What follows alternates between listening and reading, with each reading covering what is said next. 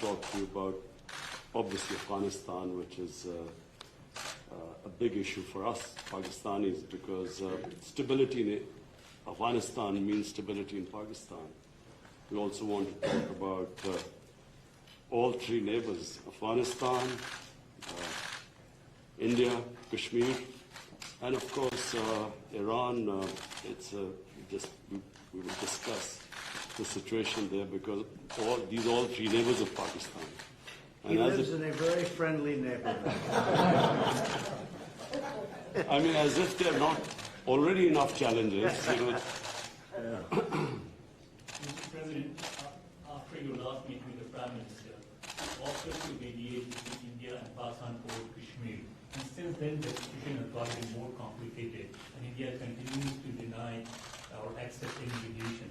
So where does the offer stand now? And don't you think It would always stand. If I can help, I would certainly do that. And it will be dependent on both of these gentlemen.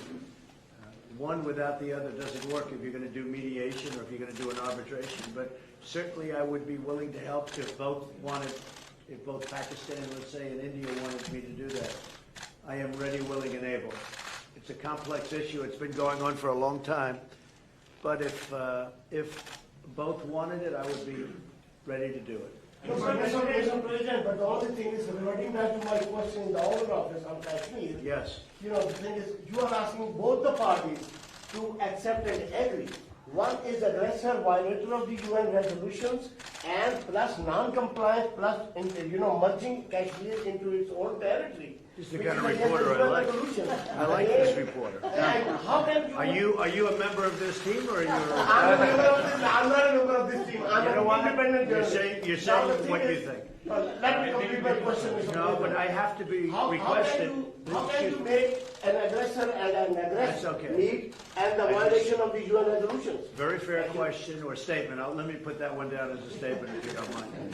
But you're right. You have to have two parties that want to agree, and when they come, and at some point India may come. I have a very good relationship with Prime Minister Modi.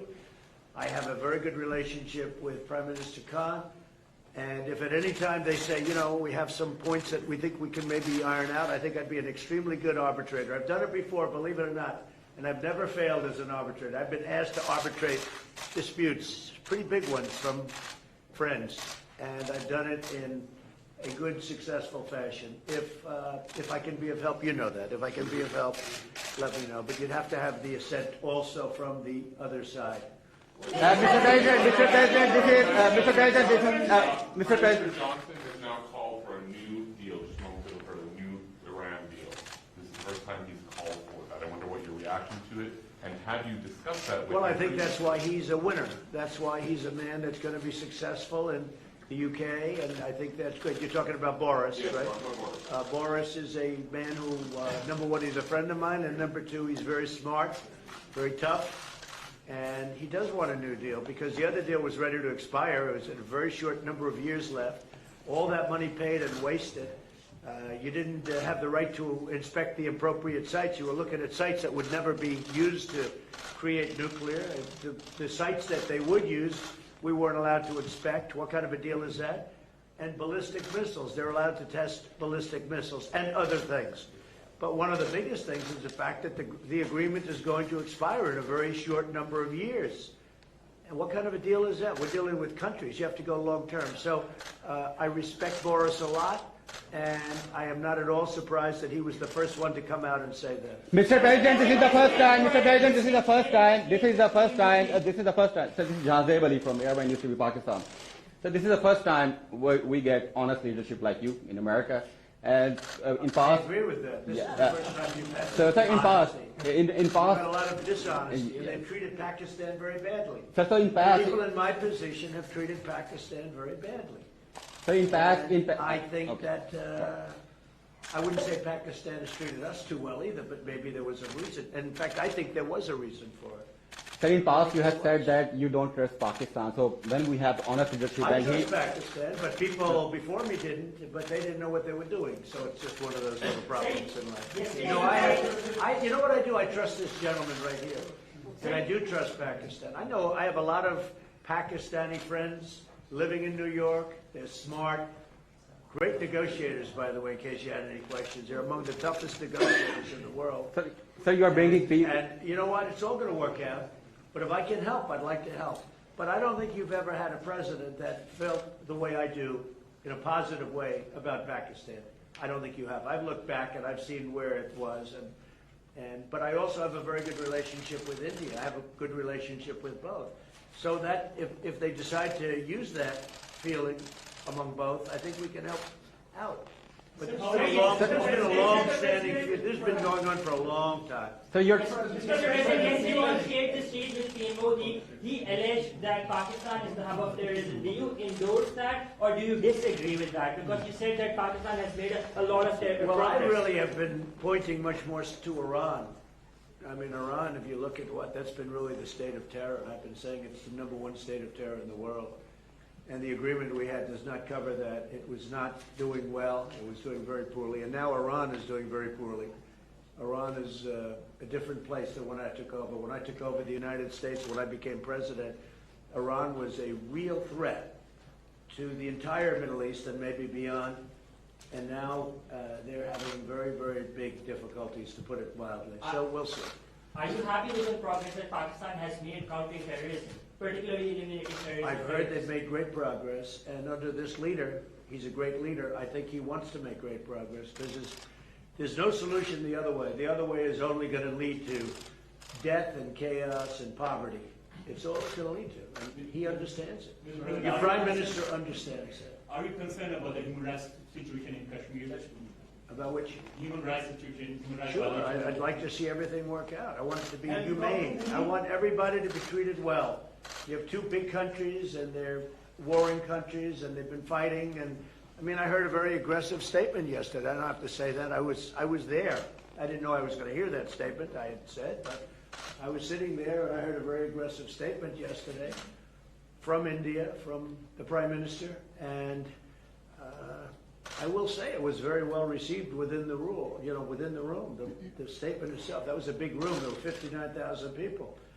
But it was a very aggressive statement, and I hope that they're going to be able to come together, India and Pakistan, and do something that's really smart and good for both. And I'm sure there's always a solution. And I really believe there's a solution to that. If you can have the you might find a Nobel Prize. Mr. President. You've asked one already. Go ahead. Quickly. Make 1 second statement. Now, if Go ahead, make a you statement. can solve this outstanding issue of Kashmir, very likely and definitely you will be deserving a Nobel Prize on that. I think His I'll get a Nobel Nobel Prize. Prize for How a lot about of that? things. Mr. President. I think I'm going to get a Nobel Prize for a lot of things because they gave it out fairly, which they don't. They gave one to Obama immediately upon his ascent to the presidency, and he had no idea why he got it. And you know what? That was the only thing I agreed with him on. Mr. President, last time. Mr. Prime Minister, would you like to raise the issue of curfew, lockdown, and the capacities in Kashmir before President of America? Mr. President, I was going to raise it in private, but it needs to be said that for 50 days, 8 million people are under siege by 900,000 troops. And it's a humanitarian issue. And so I was going to say that were you supposed to meet Narendra Modi now, I would have asked you to at least lift the siege. I mean, it's a huge humanitarian crisis taking place. Okay, so we're going to be talking about that We'll in a little discuss while. that. Mr. Prime Minister, what are your expectations from American President about the Kashmir issue? My expectations, President Trump heads the most powerful country in the world. And the most powerful country in the world has a responsibility. And you very kindly wanted to mediate in this. And you also said that both of us, India and Pakistan, has to agree to mediation. But unfortunately, India is refusing to talk to us. So in this situation, I feel that this is the beginning of a crisis. I honestly feel that this crisis is going to get much bigger, what is happening in Kashmir. So we would like to talk about that later. But just the fact that the position of the United States, it's the most powerful country. It can affect the United Nations Security Council. It has a voice. So we look to the U.S. to put out flames in the world. Are you Mr. Prime Minister, are you I will disappointed? say this, look, out of my respect for your Prime Minister, I will say that many countries wanted to meet with me and us, the United States, during this very short 3-day period, and we were unable to meet with many of them. One of the countries I wanted to meet with was Pakistan and your Prime Minister, and it's an honor to be here with you. And I think you should let us start talking now, because, but I do appreciate, there's a tremendous spirit from your press. I don't see that with us. They want to always tear our country down, and with your press, it's really, they would like to see something positive for your country. And I will tell you this, you have a great leader. And he's a good man, he's a nice man, happens to be a great athlete, not that that matters, but it's always nice. You are a great leader too, sir. We love you. Thank you very much. You take care of yourselves. Thank you very much. Thank you, sir. Thank you.